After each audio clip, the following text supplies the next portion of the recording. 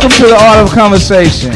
For those of you who have not privileged us with your time and patience of coming out to the Art of Conversations, the Art of Conversations, just like any other art, is based on the depth of understanding in order to perfect that art. And the lost art that we have gravitated to of late in these installments is the art of communicating with each other personally, one-on-one. We communicate via Instagram, Facebook, Twitter, and we've lost the art of just talking to each other one-on-one, because a lot of times messages get lost, understandings get lost. You text somebody, they asking you why you mad, and you just said, okay. So now we're coming back together to discuss a lot of the issues that we deal with on a daily basis in our community.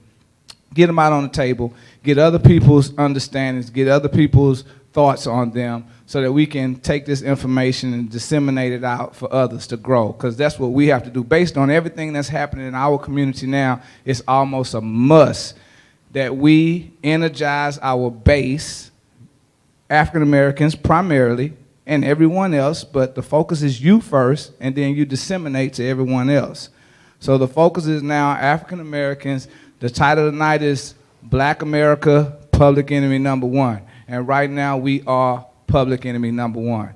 Not that we were not last year, but the emphasis more now than in the past. And we have to activate, and we have to be the agents of change. So without further ado, before we go into our subject matter of the night, we do this thing called Hot Topics, where we throw out what's going on in the news, we discuss for a second, and then we jump right into it. So give us some music before Hot Topics Energizer! This is why I'm Hot Topics. It's a lot of things going on in the news now that I know you all want to discuss. I know what I want to talk about. That's how you interrupt me? Yeah, that's how I interrupt you. Okay, I let want me to get talk out your about way. sorority sisters. Now, it's a new show that comes out, and You a lot of ready for people that? are mad, upset about the way their sorority is being depicted. But the question becomes, the depiction of these characters is the way black women have been depicted in a lot of series for a long time.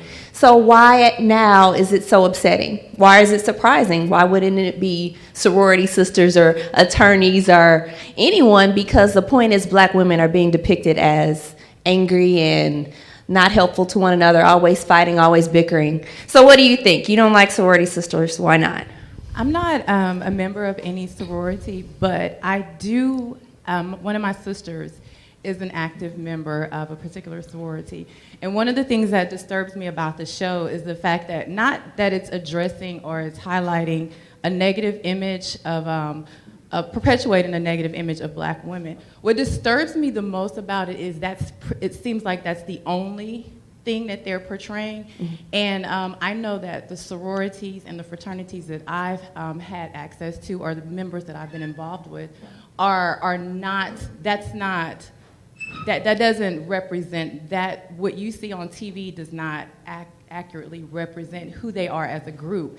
And to people who don't have the opportunity to meet or intermingle with sororities, and all they have is what is depicted on TV, I think that is a disservice to the members that are actively involved, that are doing good things, because they're not highlighting those things in the community. So for somebody that doesn't have access to a person one-on-one, this is all that you see. You think this is pretty much the representation of this group of people, and I think that's wrong. And I'm very disappointed in the producers of the show, because they're women, mm-hmm. and I feel like as black women, with them having that much access to what's available to America and to the public, they should be a little bit more responsible about the types of things that they're allowing to be depicted on television. So you want to see a little more sisterhood, maybe? I know, yes. I mean, the sorority members that I've been involved with, or that I know, are I'm not saying that that's not part of it, but that's not the only thing. They do a lot of positive things in the communities, and that's not being shown. So if you only see this part of it and you don't have that kind of access,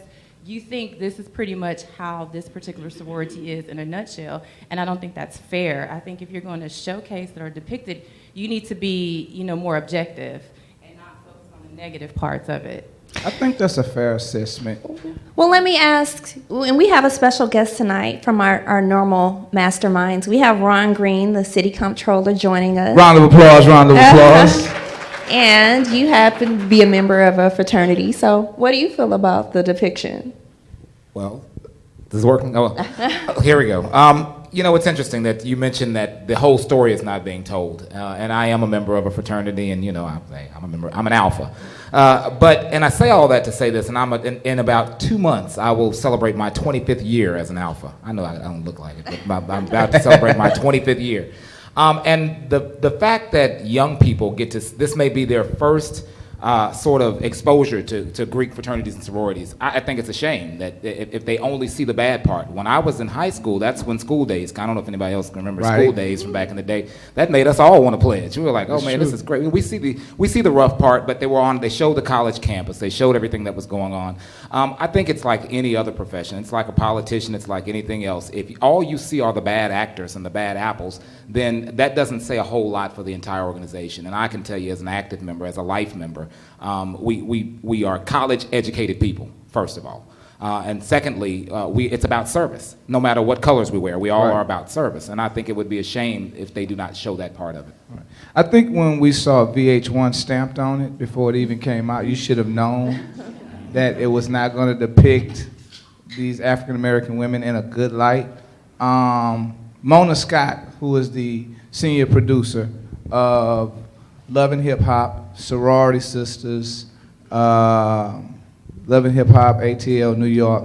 This African-American sister who actually writes, produces, and pushes these shows. And it's so unfortunate to a certain extent that when we do get the opportunity to take on these positions, you become a pawn. And VH1 is using it, basically pimping her at this point. And she's having no problem with it whatsoever. But you all have to make it your active duty to write, send letters, boycott the advertisers if you don't want these shows on television, because actually the first episode had 1.3 million watches. So regardless of how much you don't like it, it's somebody watching it. So they're appealing to the demographic that wants to watch that show. And moving on, one more topic that I want to discuss, because I'm like in the sports, and I know some of the brothers can chime in on this. Kobe surpassing Michael Jordan as the leading scorer, third place now, and the argument being that Kobe is better or not better than Michael Jordan. Not only did it take him 4 more years, and I love Kobe to death, but I don't think, and I want someone to chime in, I don't think the conversation should be, and you too, Ron, I don't think the conversation should be whether he's better. It's just the achievement alone as an African-American sports star that has achieved something that is not necessarily accomplishable by a lot of guys in the NBA. What do you think? I mean, as you said before, it's an individual accomplishment, and I think part of it is about longevity. You know, the longer he's in the league, you know, he may not have been, I mean, he certainly wasn't with the same team. So there are a lot of variables that go into to getting these records. And records are made to be broken. I mean, I think we all would expect that the record was going to be broken at some point. Whether you like Kobe, whether you like Michael Jordan, whether you like anybody, you look at his past, I think people are probably trying to compare the two of them. And sometimes it's not apples to apples. It's apples to oranges. And so at the end of the day, it is a great accomplishment. I think we should celebrate it. I think, you know, it will be broken too. Right. There will be somebody who will come along later, may not be in our lifetimes. But you take it for what it is. I mean, it is what it is. And finally, Hattie wanted to, in the wake of Kobe surpassing Michael Jordan, his $240 tennis shoes hit the stores the very next day to commemorate that.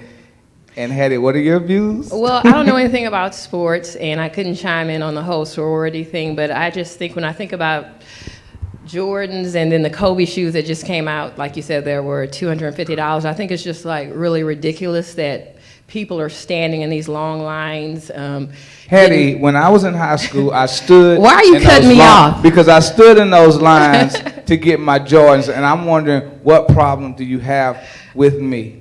Well, I mean, it's just, to me, I just think it, you know, the underlying problem is it's creating violence. People are getting in fights. I mean, getting robbed because of their shoes. I mean, it makes no sense. She said the problem is not me, but it's who? It's not with you. It's with the people that are promoting and pushing the shoe. Why, if Michael is so, he's so big, he's so large, he should be out advocating. I've never seen him say, stop the violence, stop it at a certain number. Don't put it at that price because, I have friends just like you, the guys.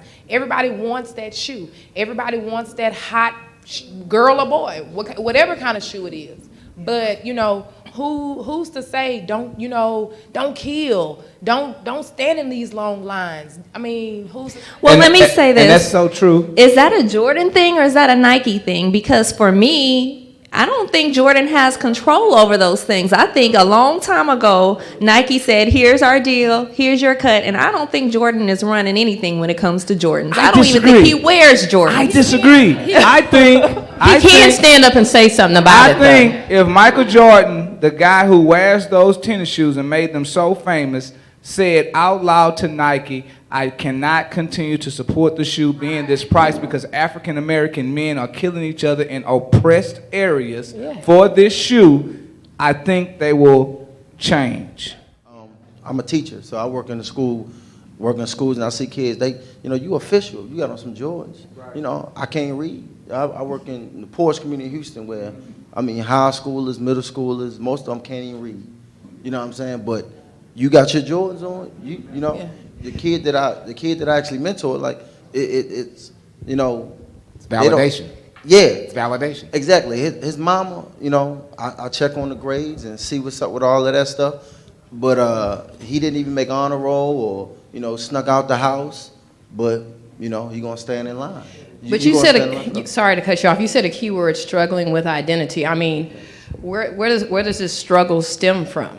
Well, the struggle stems from being stripped from who you were and brought here. And the power, like if I scratch you, the way the body is made, you heal. But if I put a mindset into you where you're struggling to try to, be appreciated, basic human needs, you want to feel support, you want to feel love, you want to feel relevant. And if I take who you are, so you don't know who you are, and then you feel absent and void, then you're constantly trying to keep up with the Joneses. It's just like. But who took their identity? I mean, that's what I'm trying to understand. Because when you say they, because we know what the problem is, but we really need to be focused on a solution because you can only talk about the problem for so long. Well, we can go back hundreds of years ago from when we were taken from Africa. Yeah, when we were taken from Africa, Europeans. But why has this struggle continued for so long? Because of the cycle of the mindset. Like I said, a mindset is so much stronger because whether you know it or not, like I tell the parents and my students, you're teaching something whether you know it or whether you want to. Much more is caught than taught. So I see parents come up there and talk at their kids. You just got out of jail. You show bad character. When you get upset, you fuss. You out in the street fight. You got a baby in your hand. You in the front office arguing with somebody, fighting at the schoolhouse. Mm-hmm. But you telling your kid, hey, stay out of trouble. They say cliche things to the kid. Hey, stay out of trouble. Be good. So when I'm talking to my kids and we talking about character building, what does good character look like? What does it mean to be nice? Every time they say something cliche, be good. But then they do something, they don't understand what those attributes mean because they've never seen that. So all they're doing is what they're seeing and repeating the cycle. Yeah. So of course, you're not worried about, sitting down in the seat because, your mom and your daddy in jail and, you're hurt, you have so many different pains and that stuff is being passed down. And then so the only bit of relevance may be for that young lady to have a baby, because that's somebody she can love and that won't hurt her. Or she feels like him giving her money, this older guy or this guy giving her money, is she attributes that to love. So everything she sees on TV, these people on TV I see look like me. So that's what I cling to because I think that's how I'm supposed to be. Because everybody's put in a box, whether you believe it or not. If you grow up with white skin, black skin, you're told you need to dress a certain way, you need to act a certain way. And if you don't act that way, then you're not really black. Or you're not really, you're not really white. So. Yeah, I understand where you're coming from. Well, interesting points, valid points, and I'm glad you came tonight because I needed that too. Because what extends further, that is the culture that exists in our communities, where it's perpetuated that if you don't have these things, you won't be accepted. Another day, another time is how do we change that? Because this is where we have to evolve as an African American community. And we know where some of it stems from positively, because when everything was snatched from you and you're trying to build yourself back up to be respected, that's where that orange suit came from. And you wonder why he's looking like a Mississippi preacher. Because he want to be seen, he want to be heard, he want the society to know that he's here. But we got to redirect that energy to where his mind is more powerful than his outer. So, Hot Topics was great. That was the filler. Energizer, let's get into Black America, Public Enemy #1.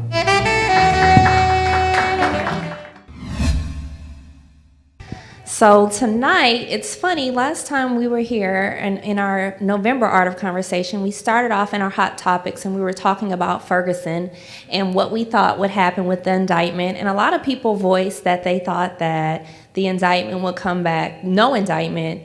And indeed, that was true. A lot of people were upset, and that was quickly followed by the Eric Gardner case, where it seemed to be kind of straightforward evidence that something went wrong and still no indictment. So a lot of those issues have us as Black people, us as Black mothers or Black parents feeling like, what do we do to protect ourselves and our families and our children from the perception that we have in America? It's a very difficult question, and it gets a lot of people either very mad or very frustrated. So I know for me, I was sure Eric Gardner would at least have an indictment, because, you know, he was kind of begging for his life. I can't breathe, I can't breathe, I can't breathe. And still we had the jury saying it wasn't a chokehold. So we wanted to come together. We kind of changed our arrangement because we thought it was such an important topic. We wanted to see how everybody felt and open the floor for people to share how they feel, not only share how they feel, but share what they think we can do to change maybe our public opinion or maybe just our mindset. So Ron, what did you think coming into those decisions? Well, one, the Michael Brown situation, I was not surprised at all. And I think I have to preface this, although I'm the controller of the city of Houston, I'm also a lawyer who's been practicing for 18 years. And I have practiced criminal law. I have tried many cases. I have had to represent clients who have gone before the grand jury. So I know that process intimately well. The biggest issue that we have is the entire system and who the grand jury is comprised of and who is willing to participate in the system. And if any of you follow me, I always tell people, and you can't really change a system that you don't participate in. I don't buy this whole thing that you can't, the system was never designed for us. Okay, let's get over that. It wasn't. But now, America wasn't designed for us to just get over here on the Love Boat either. But we're here. And so you've got to be able to kind of adapt at that situation. So I look at it from a legal perspective.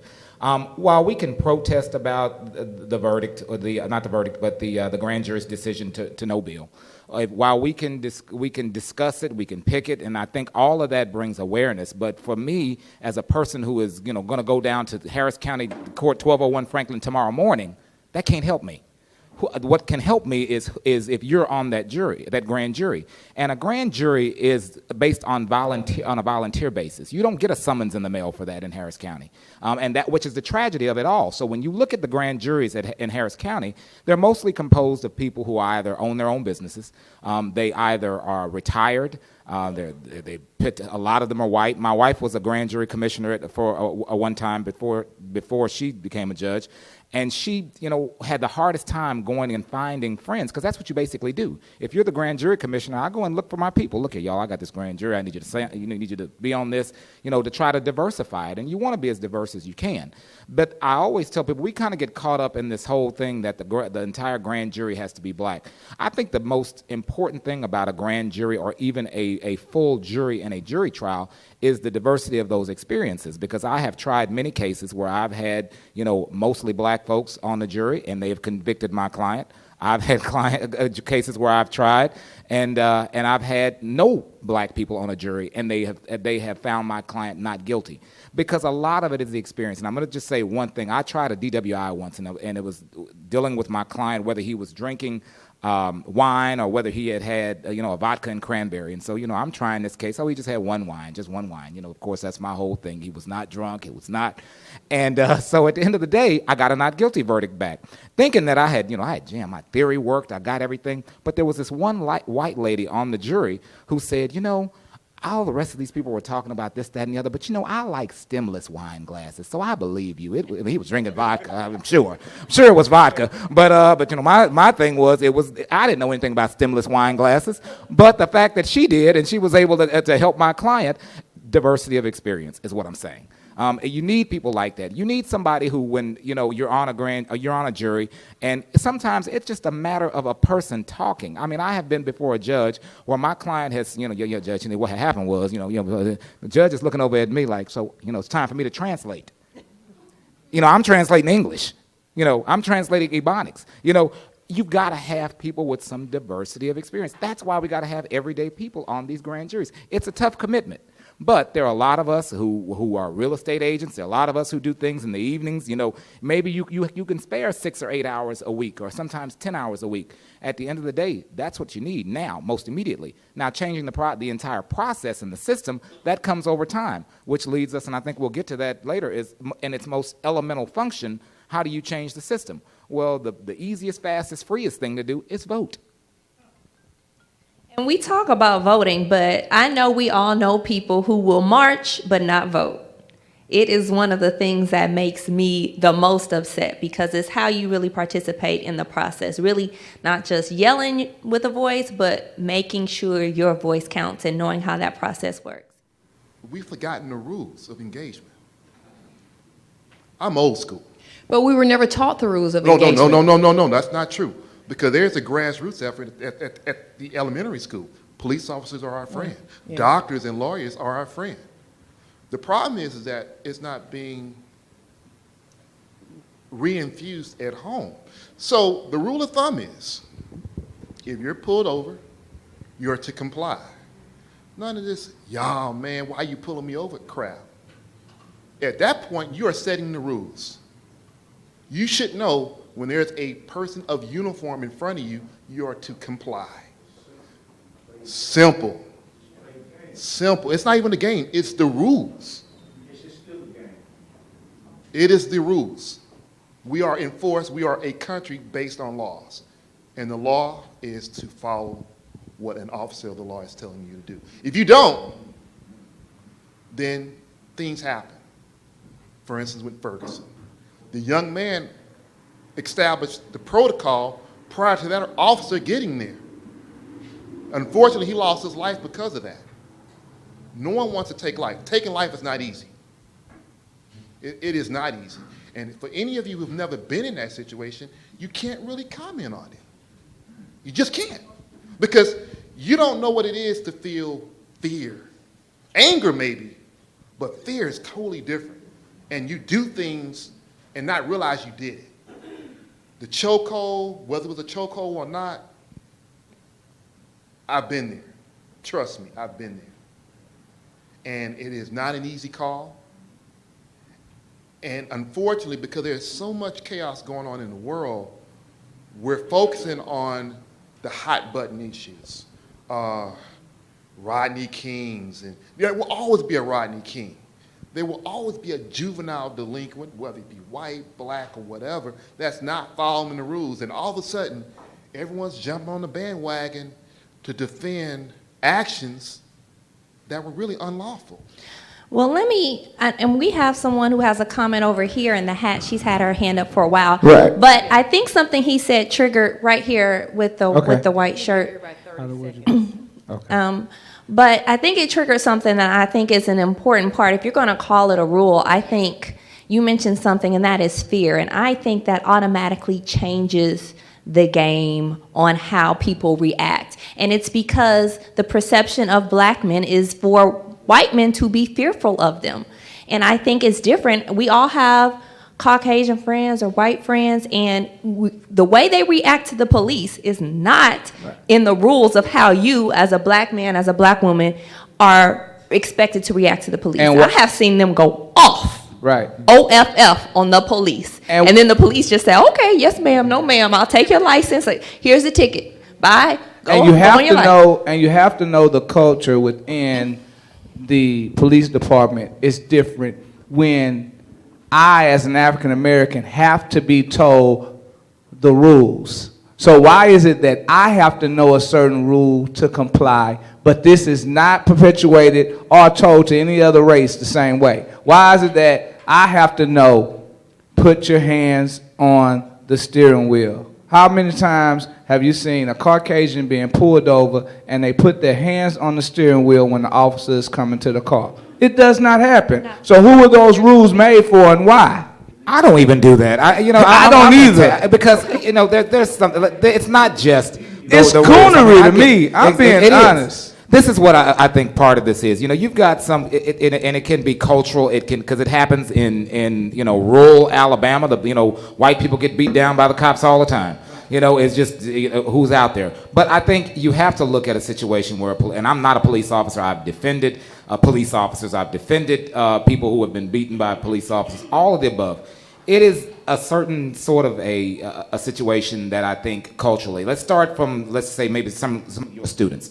You can bring a police officer in there on career day and say, it's a great career. It's a police, we're here to serve and protect. But all that kid, the last image of a police officer he saw in a real setting was them coming to pick his daddy up at home.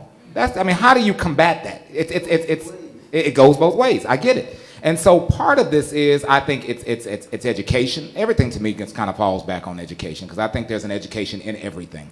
I think that when you look at police, even myself, if I get stopped by the police officer, every single police officer who wears the HPD badge, my name is on their paycheck. But I still believe that, I'm not going to just, I don't put my hands on the dash, because the lawyer in me says, oh, you're going to beat me down, but I'm going to take this ride, but, no, you're not searching my car. No, you're not doing none of that. Even yesterday, I just happened to be at home, and I guess I hit my panic switch on my alarm.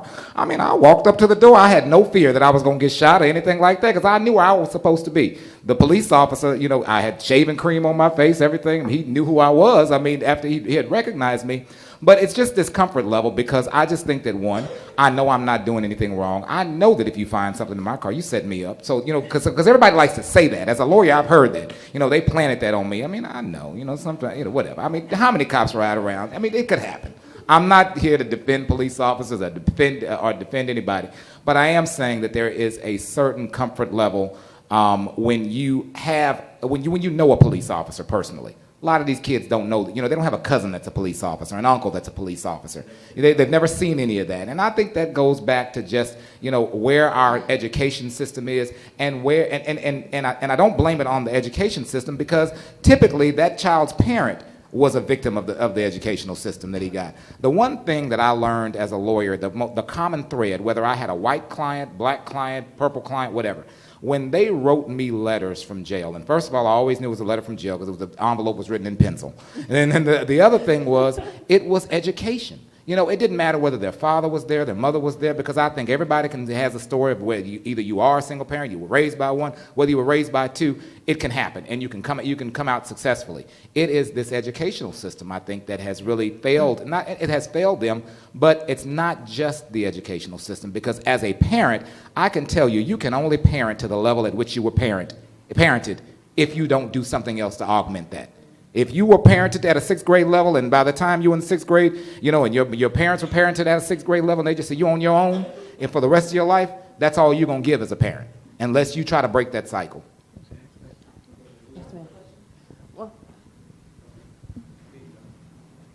I just want to ask, what part does self-control play in all of this? A lot.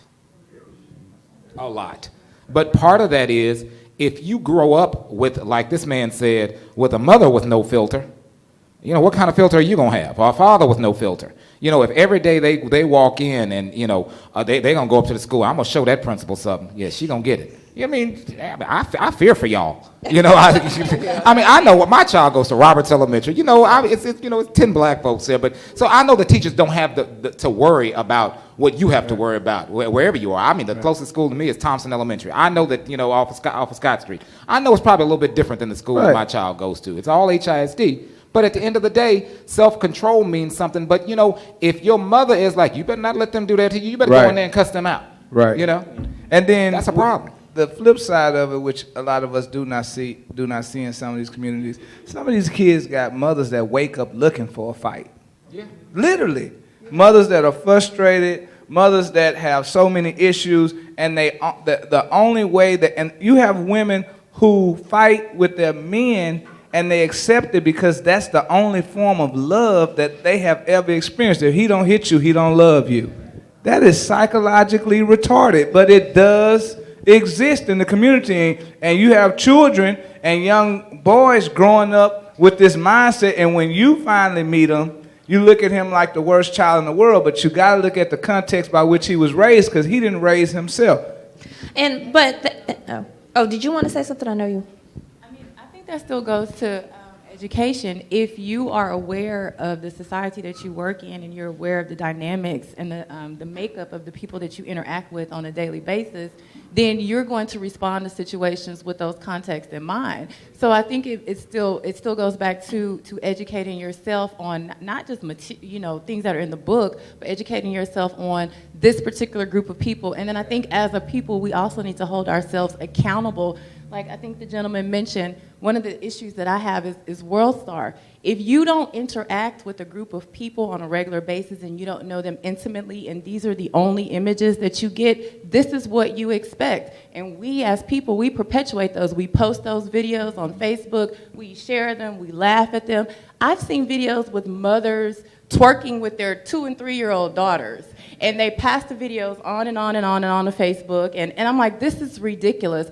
If I was a white person or a person other than a black person and I didn't interact with black people and this is what I see, this is what I would expect. And you can't really blame them. So I think, again, we do need to, people that are in authority situations and people that are in situations where they interact with different races, have a responsibility to educate themselves. Just like a teacher, if you are a black teacher and you teach at a predominantly Asian school, you have a responsibility to educate yourself on that culture so you can reach those students. That's just your responsibility. So people in authority, they need to recognize that responsibility and own up to it.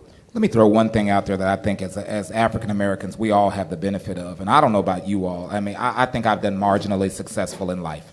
But I do know that not all my cousins are doctors and lawyers, and you know, some of them are pharmaceutical sales people. They don't work for Merck, but you know, that kind of stuff. You know, I think we all have the benefit of knowing that we can interact. You know, we went and got these college degrees. We went and interacted with people. We know how to act. We know how to speak the King's English. But you know, in a few hours when you're out and about with your people, if the family reunion, worst thing that ever happened to us, somebody show up at our family reunion or a funeral or at your big mama's house on a Sunday.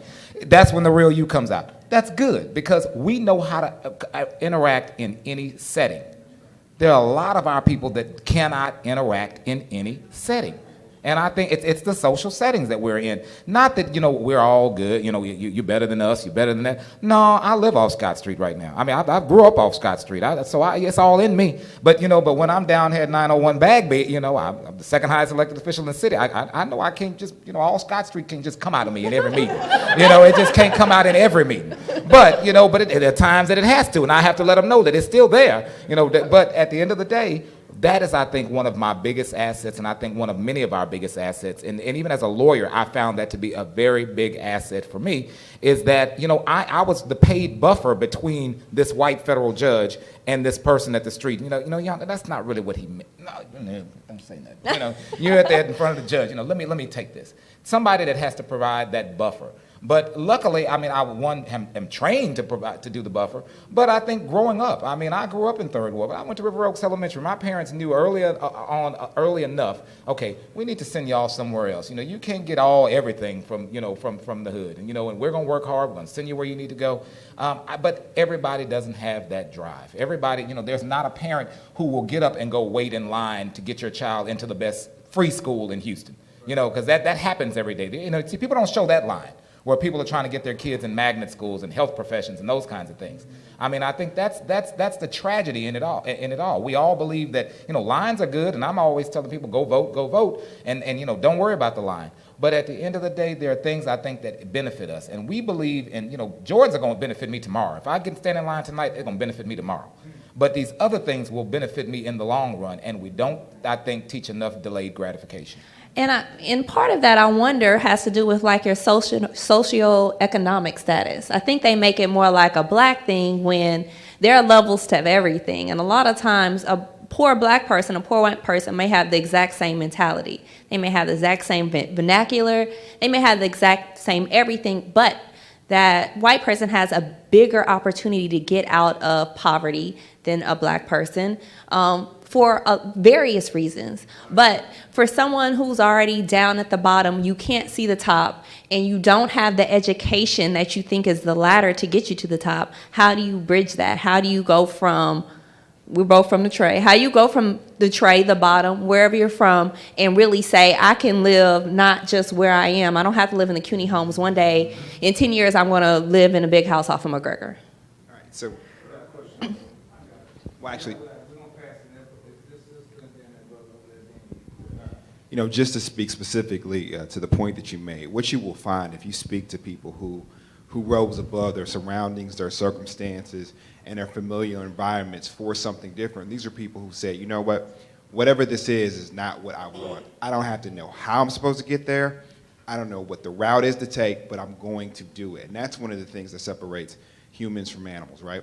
Another piece is aspirational. Another thing is we're aspirational people. We aspire to things. So if you take a group of people that have been dominated, you take a group of people who don't know how to communicate or haven't been taught to effectively communicate, when they do communicate, it falls on deaf ears, and then you couple that with a delayed value system where you talk about, I need immediate gratification versus a long-term play.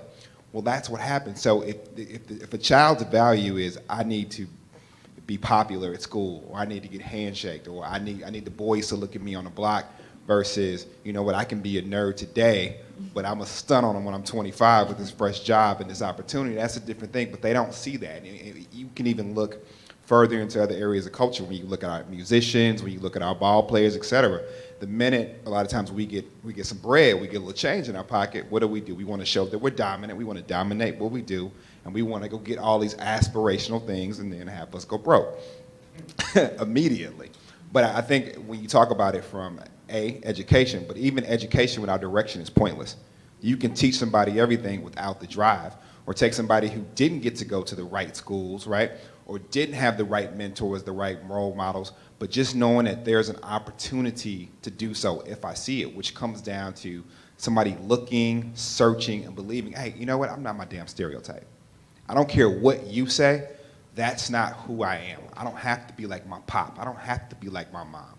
I don't have to be like the Cosby Show. I can just be me. So I don't have to wear Jordans if I want to wear skate shoes, however you want to play it.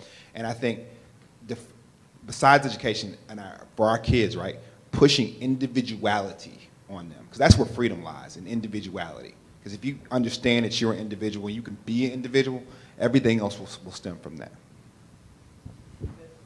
I'm going to say something interesting because this is the mindset of a man. There's a mindset that exists in a man out here who didn't achieve all these things. Because sometimes, I remember when I got my master's degree, and I was back in my old neighborhood, and I was talking to some of my friends, and they was joking, and they know outside of the rascal that I was younger, they was like, man, it's like Keelan did it. Keelan actually went to college. So one of them, he said, so Keelan, you got your high school diploma, then you got a what? I said, a bachelor's. He said, and then you just got a master's. He said, man, you wasted all that time? Because I told him how long it took. Then he say, and you not a millionaire? This was his perception of, if you're going to take this period of time to evolve yourself, which has to be changed, but it was valid to a certain extent because he's looking at me as an African-American man in the struggle, and if you got a master's degree, bro, why you didn't pull up here in a Porsche? You came in your Tahoe, but that's all you get?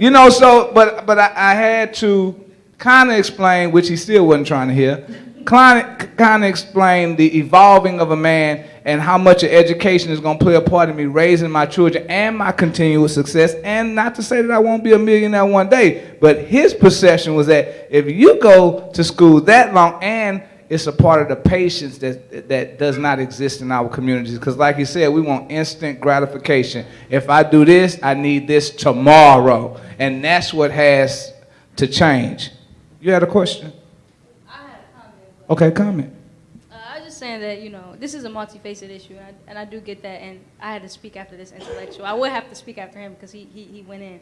But I do think it's important that we recognize the morals and the values within the community. Now, I'm a biracial individual, so a part of the identity, I think that's key to realizing who you are and realizing the community that you come from and having that respect for education. I do think that education is the key. However, like he said, it starts with desire. It does start with the desire to learn and to the desire to get out of that situation. I think that's important.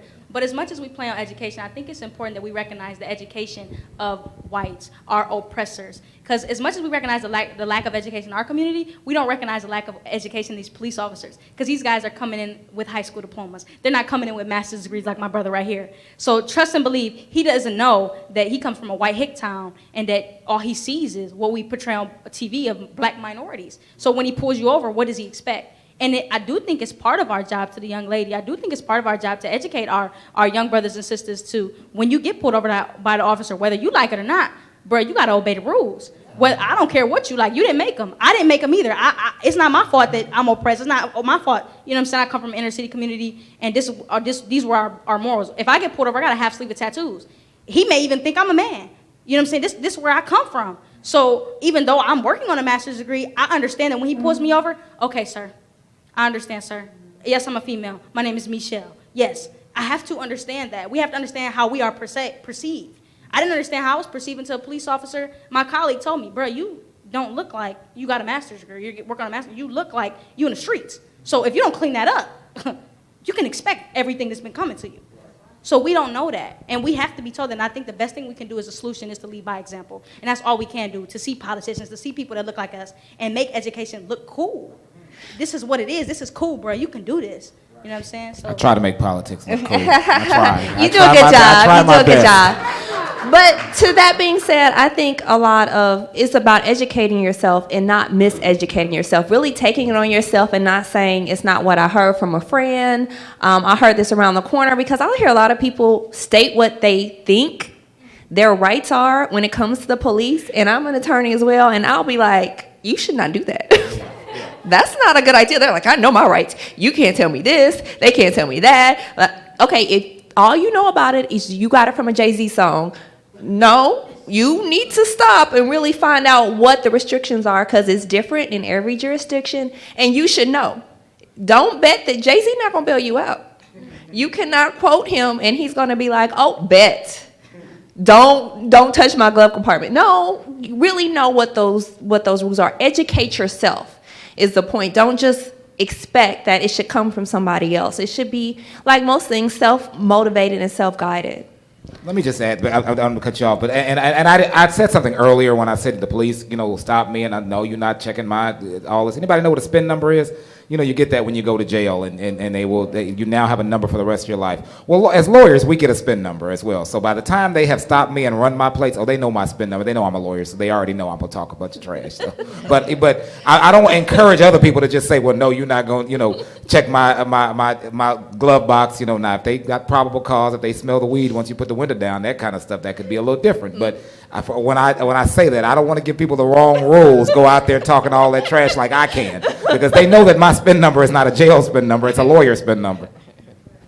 Well, and I've been listening to a bunch of things everybody's been saying, and I agree with a lot of the stuff. But once again, we got to get to the core of it.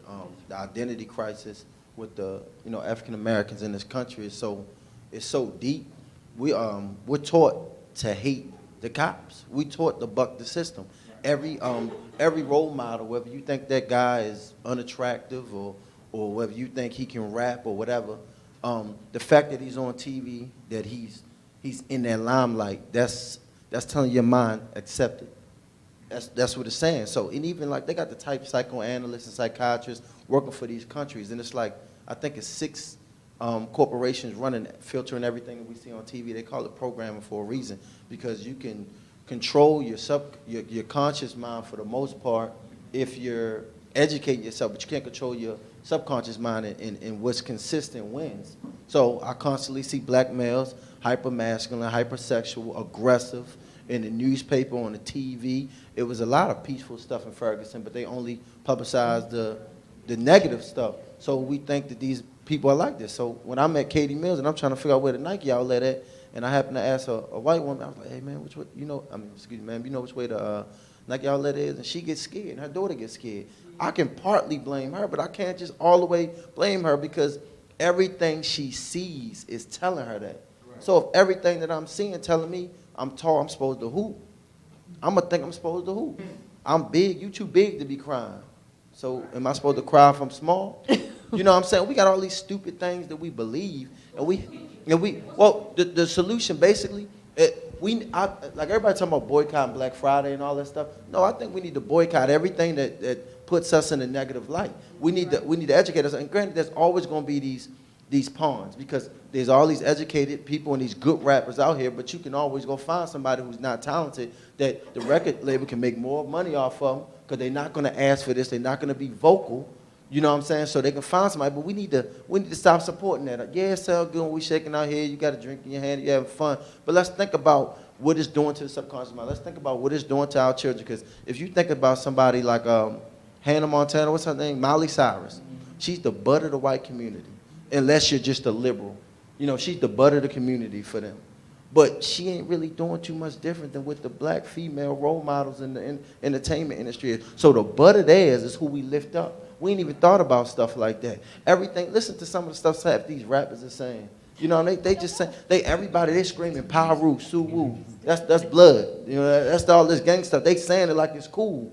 And you know, every little kid want to be in the gang. Every little kid, we take a Christmas pictures in class today, and they up there throwing. I said, man, you know what I'm saying? Chill out with all that. You know, 7, 8 years old. So that's what they're seeing. That's what's marketed toward us. Also, it's something called white privilege. I was talking with a guy at church, and the reason why he does not see a problem with what happened with Mike Brown, because he's viewed as a thug. So he was on his way to college the next day, but they keep marketing the thing. Yeah, the black community don't want to talk about the fact that this is real. Why are you even getting into an altercation with our officer? Even if you was in the middle of the street, you felt like he shouldn't have talked to you like that, you shouldn't even be getting in an altercation with an officer. You know, you need to know your role, because I know some 15-year-olds that if you say, could you, if you had a basketball game, hey, could you sit down, please, could y'all go out there? They will turn around and tell you something you don't want to hear. They will. I know that for a fact. They get down like that. But that does not mean that your life should be taken. So as a black male, a lot of us are seen in a negative light, and we're seen crazy. So when you think about these mentalities that's put on us, it's these mentalities generationally, and they don't know no better. One more thing. I had a student who came out and told me. Now, I like to get really in tune with my students. I had a student last year at the middle school who had been being raped by her uncle for 2 years. Right. Now, the reason why it was hard for her to tell that, because she was scared of the backlash that she was going to get, because she didn't know that there was anything better. Now, when we talk about rising up out of this, because I know people, like I'm from Baltimore, Maryland, and it's crazy out there, but a lot of people can't see something bigger because they don't know nothing better. And some people do got that grinding and rise up, but the reason why she was able to sit in it and she didn't necessarily have a problem with it is because she'll accept a dude. She don't want to give a dude in the hallway a hug in the hallway. He say, F you, B. I've seen it happen. And she just put her head down and walk off, all right, give you a hug, because she don't know how she should be treated, because she's never seen how she should be treated, you know. That's so true. And to piggyback on your point, I remember I was outside of my business, and I'm going to be real quick. I've told this story before, and this young lady was trying to hurry and get into the nail shop. She was rushing to get in the nail shop. And while she's rushing to get in the nail shop, she said, bitch, if you don't hurry up, excuse my language, bitch, if you don't hurry up. And you know, I know women use the bitch word sometimes, so I'm looking for the ladies like, who is the friend that's taking too long? So when I turned around and I just looked, because I don't know what told me to look, I looked and there was a little boy about 3 years old and he was crying. But this is the context of being by which the young lady who called him a bitch was raised. She had been called a bitch. Her mama probably called her daddy a bitch all the time. So bitch was just like saying boy. So he's walking, now you gotta understand, if he's 3 years old, he's absorbing this, and this woman is calling him a bitch and he's a boy, then you wonder why he come up and don't want to be a boy no more, because if being a boy means that I have to be called a bitch at 3, I don't want to be a boy.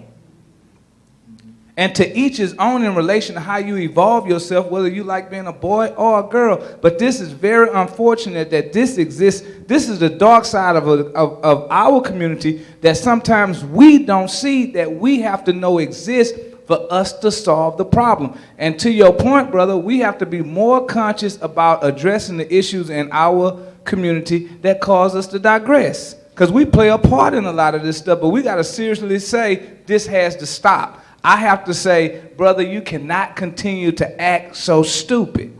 I have to say it a little better than that, because they'll shoot you now. Somebody over here? She did. All of y'all got a question. No, I'm just saying. You was first? I think in the black community, we see the problems, but going off of what she asked him earlier, what are the solutions?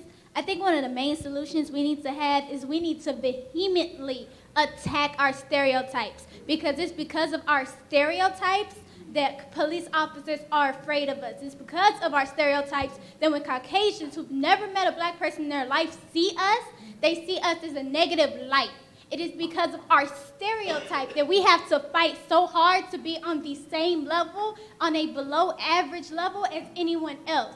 If we don't attack these stereotypes as hard as they're being attacking us, then we're not going to accomplish anything. So we can talk about it all day, but we need to come together and we need to figure out a way to counteract all these things that are destroying our community, because the things we uplift are actually destroying us. We love to give praises to people who are making money or doing things in our community to be seen on television, when really they're deprecating our image. So we can't sit here and say, oh, good to Lil Wayne because he's the most successful rapper, when Lil Wayne was making these kids want to be Pyru and Sue Whoop and all this other stuff. We can't say things about Nicki Minaj being a positive role model in our community when Nicki Minaj is making these little girls want to be grown women at very young ages, and not understanding that it takes a lot to be a grown woman, way more than a big butt and a short dress. So I think what it is we need to really attack everything that's really attacking our community. Like, we can't sit here and half-ass our steps. Excuse me for my bad language, but we can't like half-step with it. That's your bad language?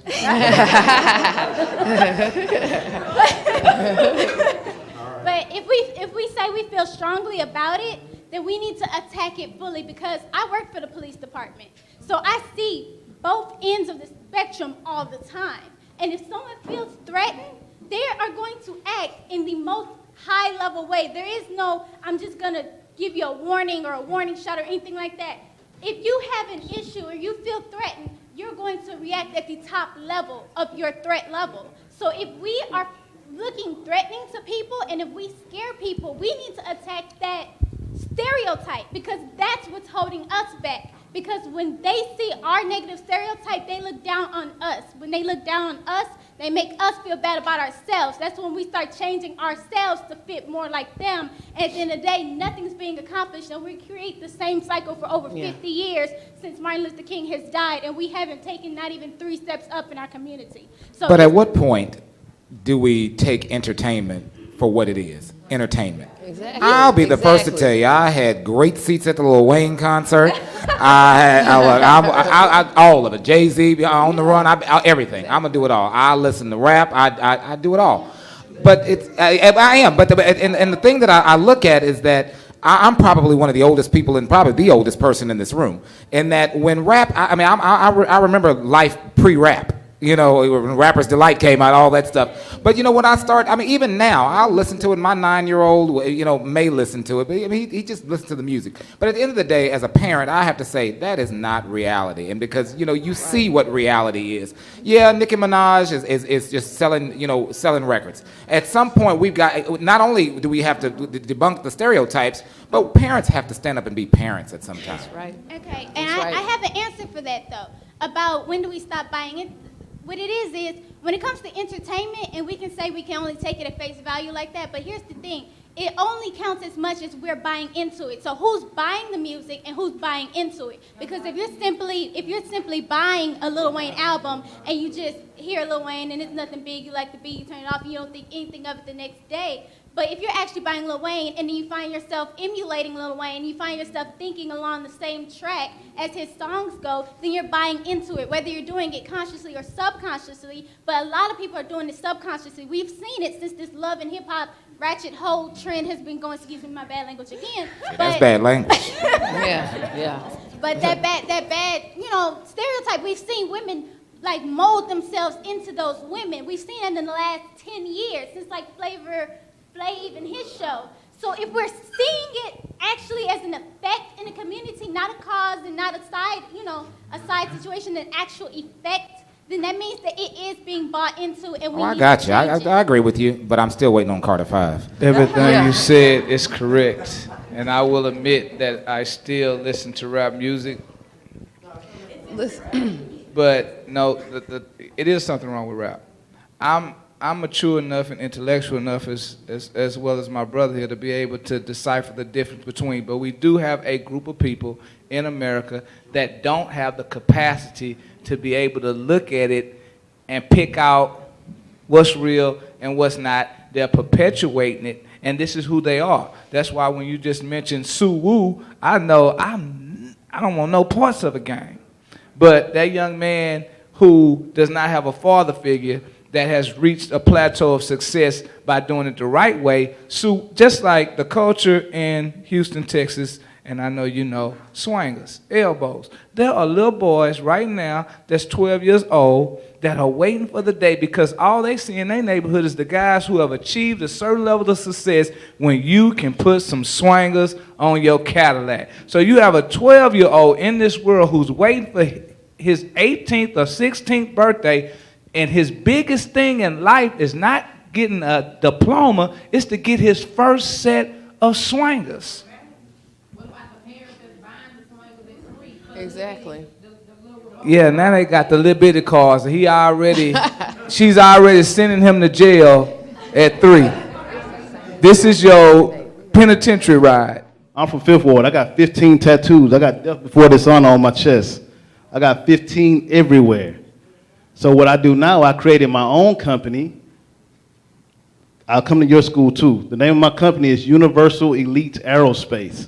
Ms. Hattie, thank you for putting it out there, Mr. Green. What I do is I go out to the schools, I talk to the kids. 5th Ward, 3rd Ward, South Park. I graduated from Jones, right around the corner from Sterling. I never even knew they had an aviation program. I would have been a pilot a long time ago.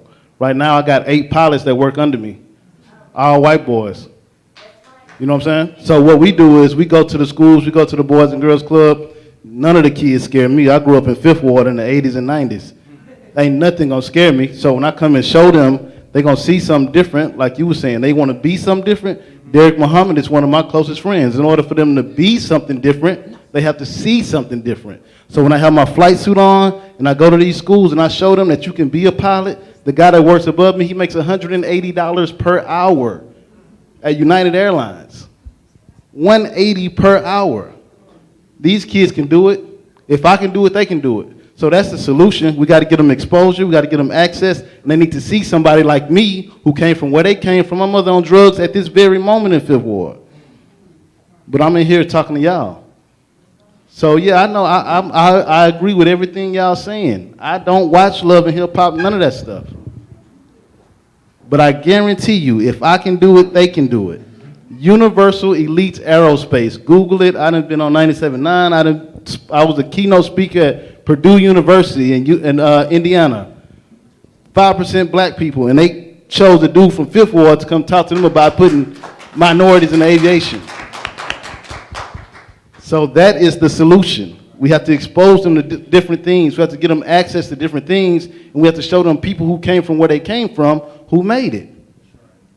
Let's start there, and I guarantee you the rest will take care of itself. No, I have an air freight forwarding and trucking company, and I am under so much pressure daily. And perception is anything owning a trucking company and dealing with air freight, okay? So It's perception, and guess what? I hired a white guy. Exactly. He is my manager, my safety manager, over those 18-wheelers that I have on the road. I have 3 drivers, 1 Hispanic, 1 white, 1 black. The black guy that I hired had braids. Yes, and I told him to cut them off.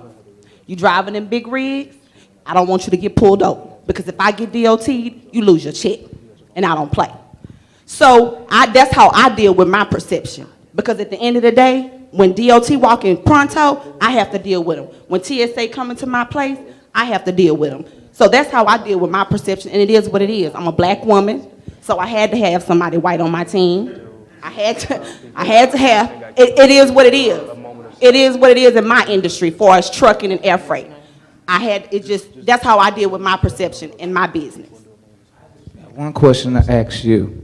In the process of you having that perception and you having to deal with it like that, have you thought about how you can articulate to those future hires to put them in a better position to be able to work for you? Because it's one thing to have a perception, it's another thing to say that I have to do my due diligence in helping change the perception so that I can hire more. Because I totally understand. Because sometimes we say, oh, we rather hire a Spanish guy before African American because he's going to work, he's going to make sure it's clean. And that's totally understandable. But how do we change that so we can start hiring them? And you want a job to me and I'm paying you $20 an hour, and I send you on the run, and you come to me, I have a GPS tracker on those big rigs, and you pick up your partner carrying a loaded trailer, I got a problem with that. So, first of all, baggy jeans, I don't tolerate it. You have to wear, I represent my company. I need to see you in a polo shirt, your jeans need to be pulled up. I don't particularly care for braids. If you're gonna wear braids and work for Pronto, guess what? Them braids need to be neat. So that's just how I run it. Let me jump in here as an I employer. agree with you. Braids are so out of style. I don't know. That's 'cause they're to out be of style, honest, huh? if you still wearing braids, I mean, Allen Iverson has retired. Yes, it is. I mean, not for women, but and if you got braids in here tonight, brother, I'm sorry. Ain't nothing wrong with women wearing braids. Well, let me you know what, you bring up a very good point. This is part 2. But listen, did Kunta Kinte have braids? No, but you bring up a very good point. Name the one person in Roots that had braids. Nothing wrong. Nobody in Roots had braids. Nothing wrong with braids. Nothing wrong with any of that. But if your name is not outside that door and you're trying to get a job from her, something's wrong with braids. Something wrong with braids. Unfortunately. And that's just the way the world works. No, listen. That is the way the world works. Guess what? No.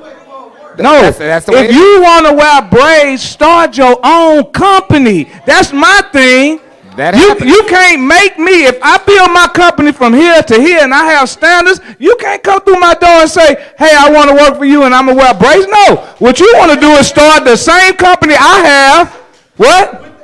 With the education. If I set the standards, but I set the standards for my company. All I'm saying is every company, as long as they're not bias standards. If you come in and they say you can't work for me because you're black, braids is a whole other story. Having braids is not a legally protected class. I will tell you, you can't go and sue somebody because they won't hire you. You can hire if you're black, white, a woman, or anything like that. That's a protected class. I'm not saying that you can't be an individual, but as a business owner, as a person who Slash, why do you want director, braids? I've been discriminated against. People might not like the fact that I got curly hair. Yeah.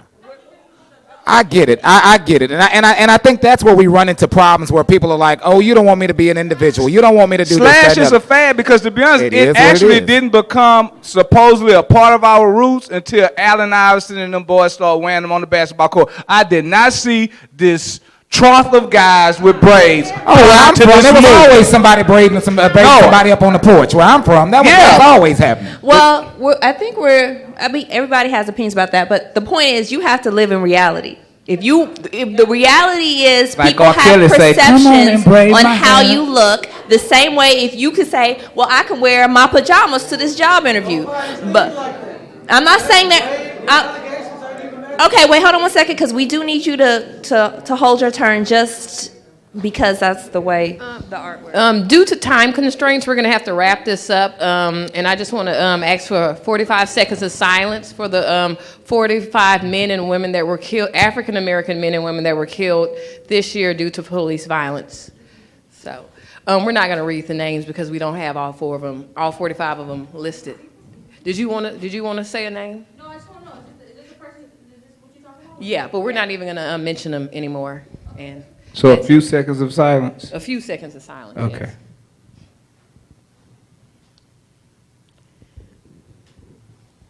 Thank you. Thank you. And we're going to have to part two this conversation because we didn't know it was going to be as powerful. Right. But that's what, hey, but listen, in closing, this is what it's all about. We got to start feeling comfortable and coming together outside of the turn up. This is the new sexy turn up. Yeah.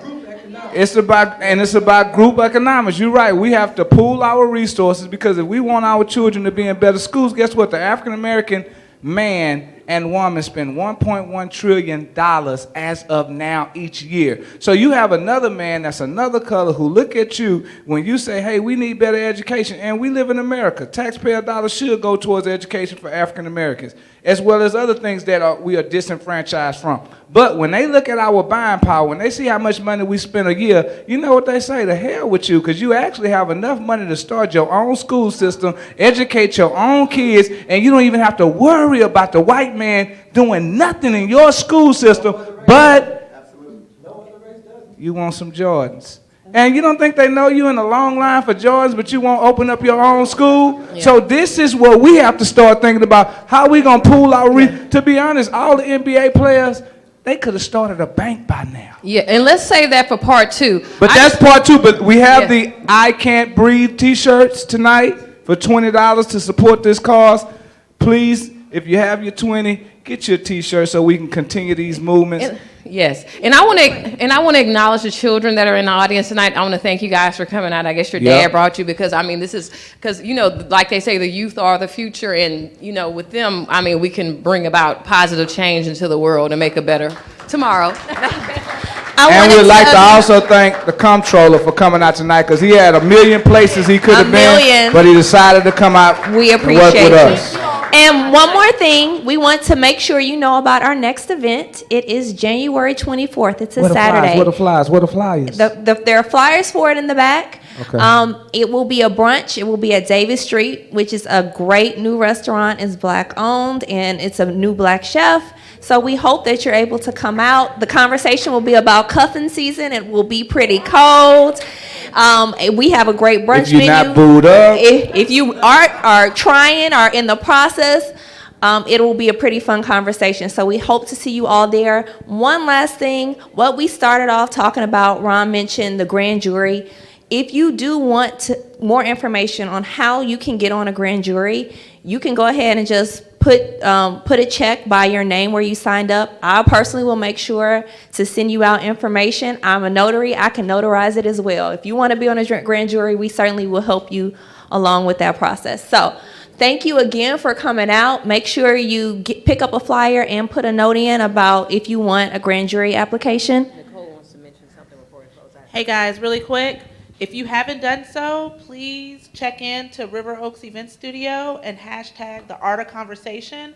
Let us know or let them know what you think about the entire panel, about the discussion, what you think a good topic would be for the next time. The hashtag is the Art of Conversation, and the check-in is obviously here, River Oaks Event Studio. Thank you all for coming out. Facebook or what? Facebook I'm sorry, and Instagram. Facebook or Instagram, or Twitter, anything. No, we're not on Twitter. You're not on Twitter. You're only on Twitter. We're on Instagram at the Art of Conversation. Right. The hashtag will pull it up. Yeah. Either way you use it. Okay. All right. Thank you. Thank you, everybody.